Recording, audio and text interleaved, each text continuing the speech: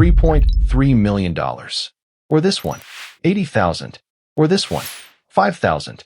Same breed, same barn, same breakfast.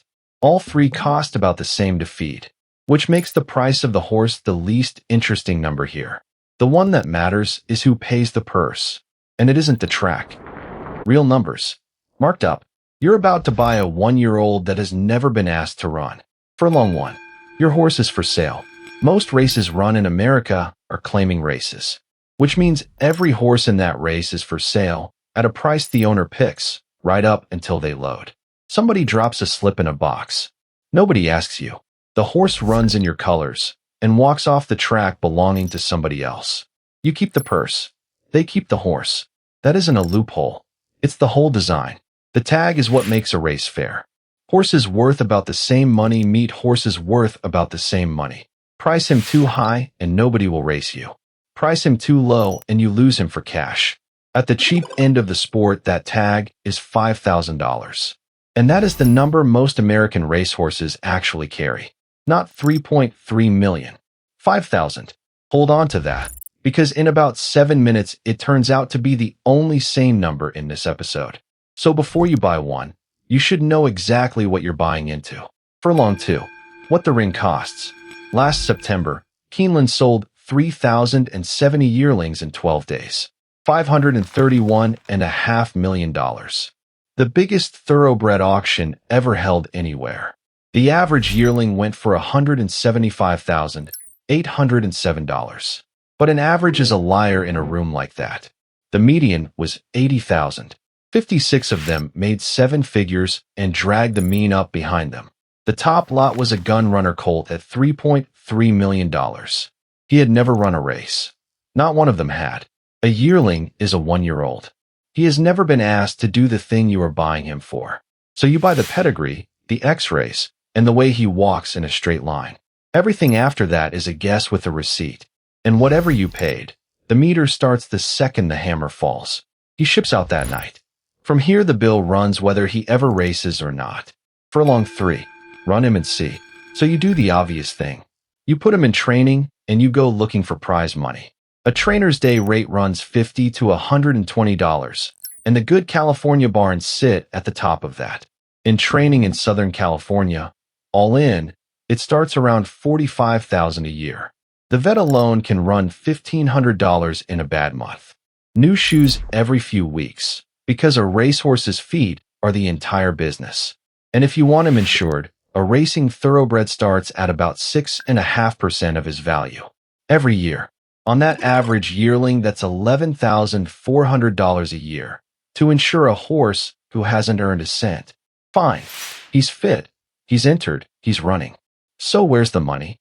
New York is the richest circuit in America. Last year, its races carried $181 million. That is an average purse of $70,255 a race. Real money. So how much of it does the average New York horse actually take home in a year? $31,876. The best paying state in America. Against a bill that started at 45. And that's earnings, not profit. The trainer takes 10% of a win. So does the jockey. 5.9 starts a year.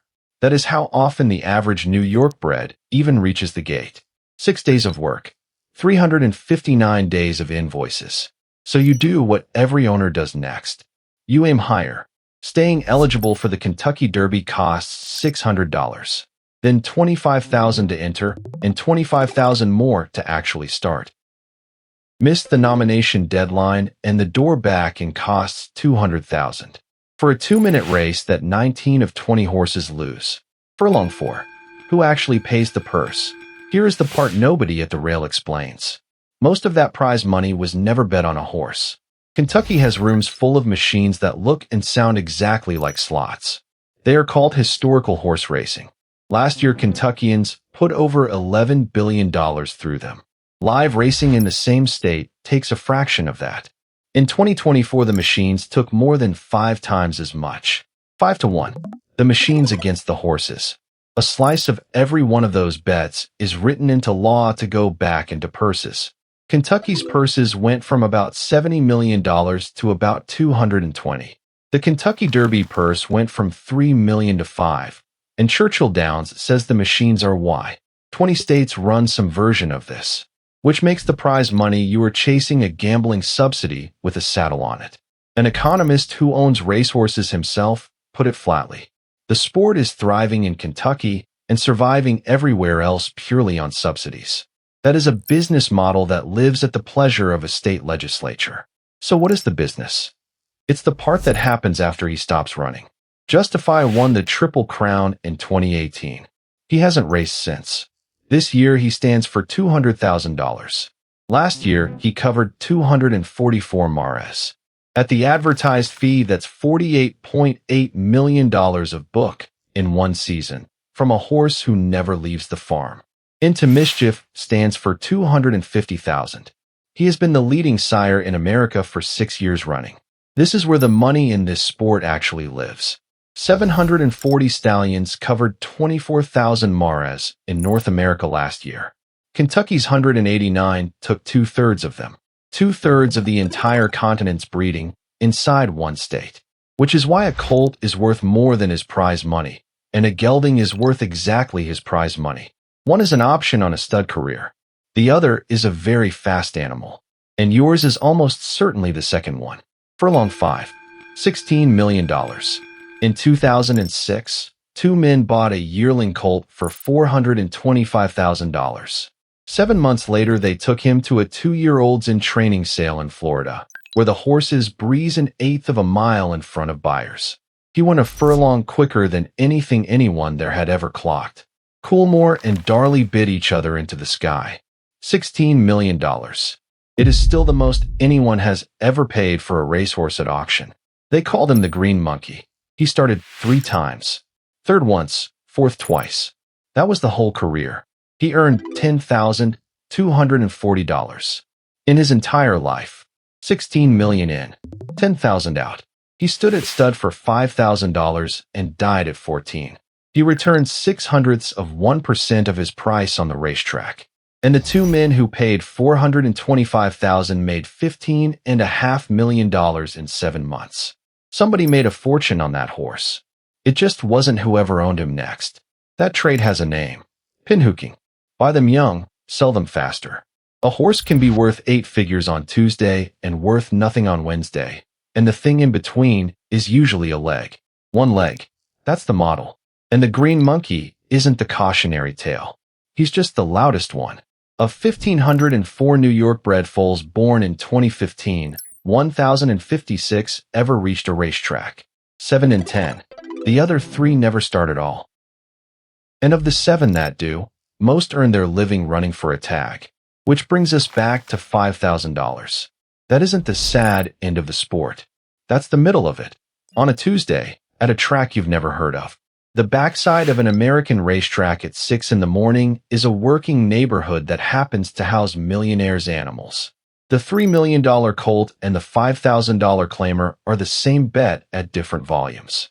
And they hand you the same bill every single morning. Furlong 6. Why anyone does it anyway? If this kind of arithmetic is your thing, hit like. It's free, and it is the only thing that moves this channel. Because here's what the numbers miss. In 2020, a company cut 12.5% of one colt into 12,500 pieces. $206 a share. 5,314 people bought one. The colt was called Authentic. He won the Kentucky Derby. 5,000 strangers owned a Kentucky Derby winner for the price of a decent pair of boots. He stands at stud now. Every year the shareholders take home a check. Not a big check. $11.57 in 2024. $11.37 last year. Per share. Per year. The stallion book pays down the debt on him first. The owners split whatever is left. And that is the good outcome. That is what winning the Kentucky Derby pays a small owner. Ask anyone standing at that rail why they do it, and nobody says returns. They say the morning gallops, and the barn, and the 2 minutes when it is actually happening. Nobody buys a share of a horse to beat the market. They buy it to have something to look forward to on a Saturday. It is the cheapest way there is to care about the result of something. $80,000 to buy him. $45,000 a year to keep him. $32,000 if he is good enough for New York. and $11.37 if he wins the Derby. If this is your kind of arithmetic, I ran the same numbers on a superyacht and on a golf course. Both are on the channel. Real numbers, real sources. Free horses, free prices. One bill.